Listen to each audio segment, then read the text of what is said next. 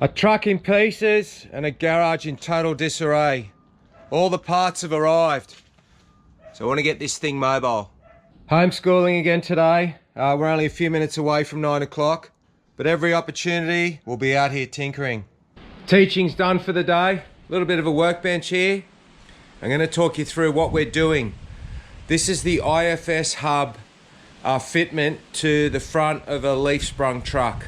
So why would we want to do that? The scenario is, this is the disc I was running with a 38mm spacer. That gave me a little bit more width. So what we did back in the day, we'd get some IFS hubs and use the IFS hub on the front of the live axle Hilux.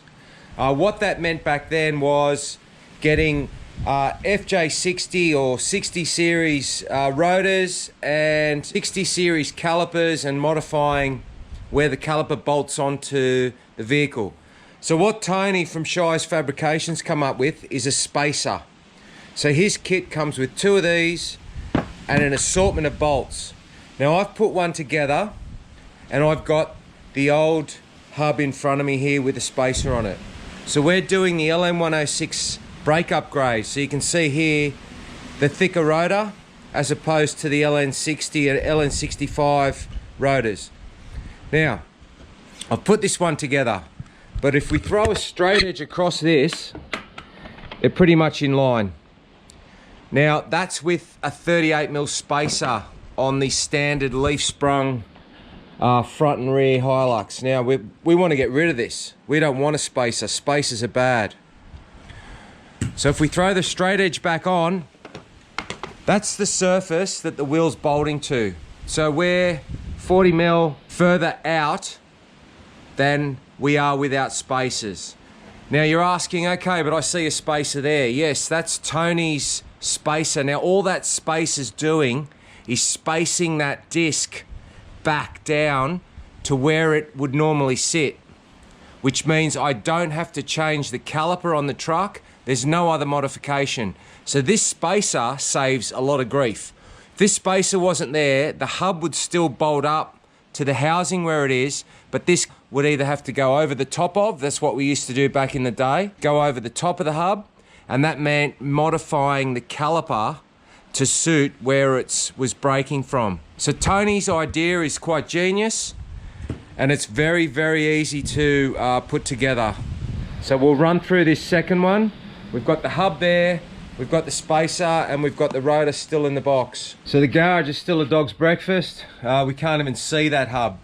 But I've already got the LN106 caliper on that with brand new pads. We replaced the J-arm on the last video, we replaced the shock. So now we want to get the hub back on and get it all mobile again. Okay, brand new rotor. I'm going to talk you through each stage. So with Tony's kit on an LN106, you need to get the IFS hub, and you don't need to buy new rotors. You can take your old rotor off. The only reason I've got new rotors, LN106 rotors, is because I'm doing the upgrade on the earlier model. So Tony's spacer comes with the 3 different bolts, which we'll get into.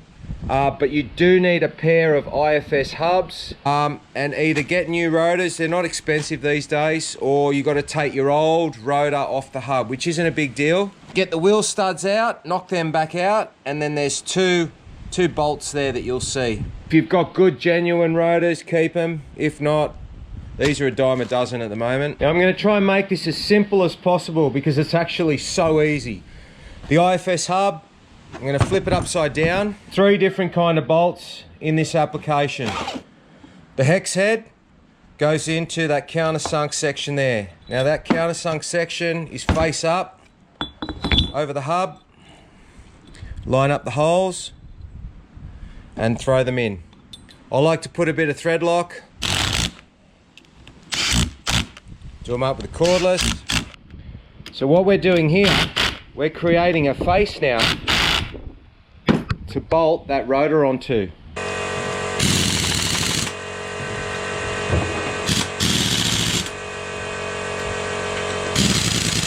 Right, still sitting face down. We get this rotor. Now this rotor's already got 6 holes here. Now they were originally for a wheel nut. See them coming through the hub? And then there were the 2 holes here, which were the 2 holes that bolt the rotor to the hub. Now what Tony's worked out, we just flip this over, we line up the old wheel stud holes with the threaded holes that he's got in his spacer, and that's it. That's how we bolt this rotor to the spacer, which is bolted to the hub. Now this is a lot safer than the other option, which was an aluminium spacer between the wheel and the hub. So you had the spacer being bolted to the hub and then the wheel bolted to the spacer. So in this instance, the wheel is bolted to the hub. I like to put thread lock on these bolts. We'll get 2 in.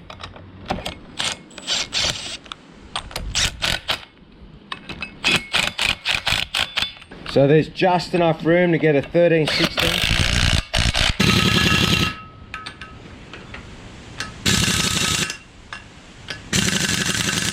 2 bolts left. Now you're thinking, that's sufficient, right? So am I.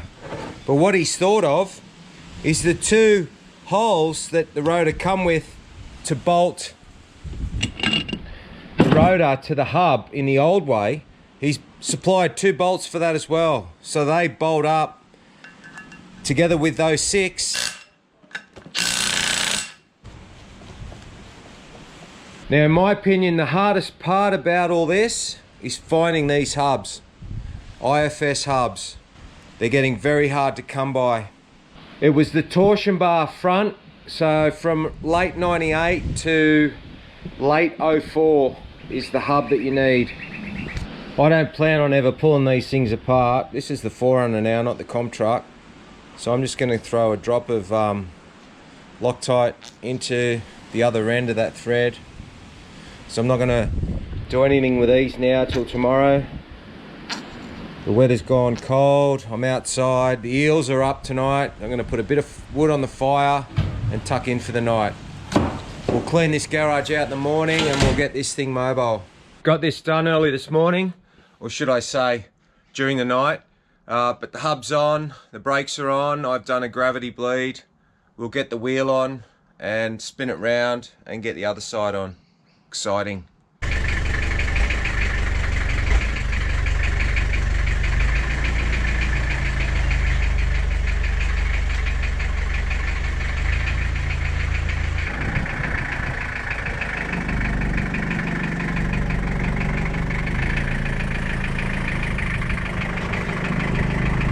Turned it round, give me an opportunity too to fix that window frame like I did the other side. Actually don't mind it this way round. We'll get this hub done, the brakes in, get rid of that backing plate.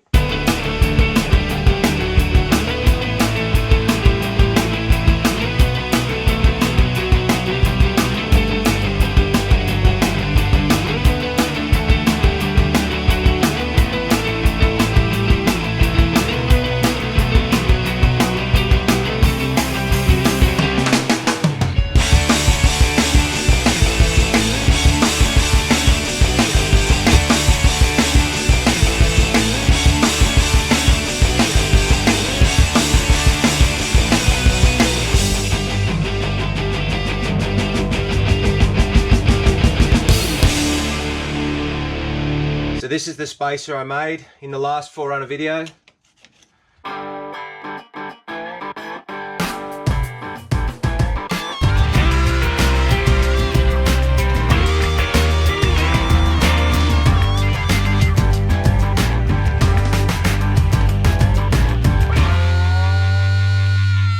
Alright, it's as easy as that. Now I can't wait for the restrictions to lift so I can actually wheel this. The last lot of restrictions that have come into place for Sydney are quite harsh. It's going to push families to the limit. Please everyone out there, be safe, be strong, and as always, thanks for watching.